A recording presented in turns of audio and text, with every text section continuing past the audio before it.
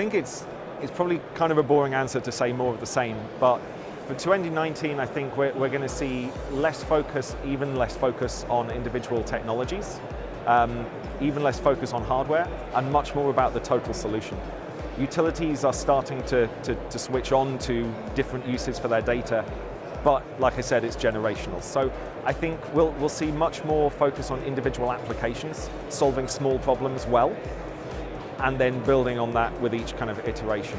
But from a metering perspective, we're already pushing on the door of 150 million meter shipments every year. I think that will break through in 2019.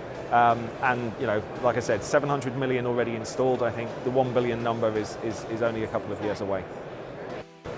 The establishment of marketplaces for utility customers to go to engage in the products and services that utilities are building to extend their relationship into the home and into the business. Okay. I think we're starting to see a little bit more of that last year, and I think next year there are companies that are entering in that space that will make it much easier for customers to participate. I think the other interesting thing I think is happening that I'm starting to see more of now is the grid becoming, technology and compute being pushed to the edge of the grid. One for the management of the loads that we talked about, but mostly in the beginning to gain more transparency in what's happening in the edge. So there's been a massive growth of consumer-owned energy devices, whether it's a thermostat or a battery or an EV that are being deployed, and the utilities have little transparency into what they're seeing on the edge of the grid. So when you go buy an EV, a Tesla, you drive it home, you put it in the garage, you put yourself an EV charger, you don't call the utility and say, hey, I just put this in, but it does have an impact on the grid. And if the whole neighborhood did that, the utility will start to see it. So I think that what utilities are going to want to do, and I think they're already starting to do, is to put some compute and sensing on the edge of the grid, parallel to the SCADA networks that are there today, to really understand how these new devices are controlling the grid. So I think there will be we'll see a couple of things. First, we'll see a continuation of existing trends. So we've seen in the past years that renewables are being increasingly cost competitive, and therefore we see a strong uptick in solar and wind. We think that will continue.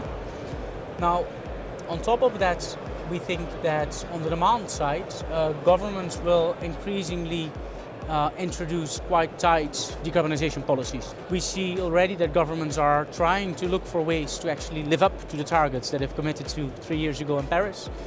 And there are many policies in terms of performance standards that you can choose there. So for example, we see a lot of governments introducing emission standards for cars, or introducing zero emission zones or low emission zones within their city centers. And that's a measure that directly will lead to cleaner city centers, but it will also have an important signal for people who want to purchase a new car.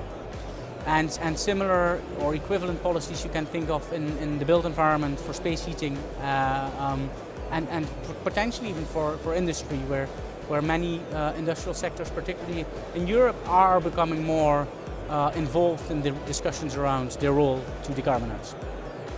The third thing that I think we'll see is the emergence of new technologies. I think storage is one of those technologies that right now are technically feasible, but we expect a rapid pickup. I think you will see that with several alternative technologies as well. Think of further electrification in transport, but also some further technological developments in the built environment and industry that can help us become more energy efficient, greener, and in the end, less carbon intensive. I think especially in that field of smart grid, interconnecting devices, etc., I see two topics coming up.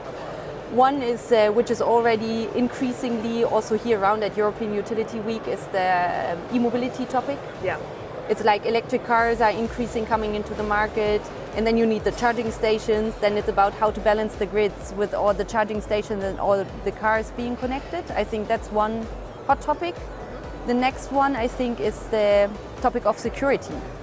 Because right now here, also on that fair, we always talk about we interconnect everything. We connect the batteries and we connect the wind farms and the solar farms and the cars and everything. But there is one question is like we have to connect it into a secure way. Because once you are able to hack one of these clouds, you get immediately access to a huge amount of capacity. And this can be also a danger in the future.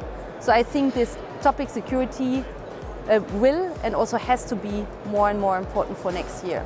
If you look at all the investments that the traditional oil and gas companies are doing, what Total are up to, what Shell, BP, especially the European ones, I wouldn't, you've Shell Ventures here this year. Yes.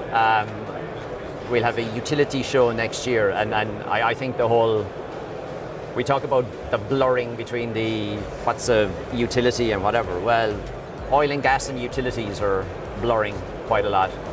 Well, it's a very harsh, difficult, I have to say, question, because hopefully in terms of security there will be no major thing happening, and that we make progress the way like we do. I think the main development that we face is that, let's say, the skill, the diversity, the sophistication of attacks increase, but I do not expect that to hit the energy sector anytime soon, but we need to be prepared because it's not impossible.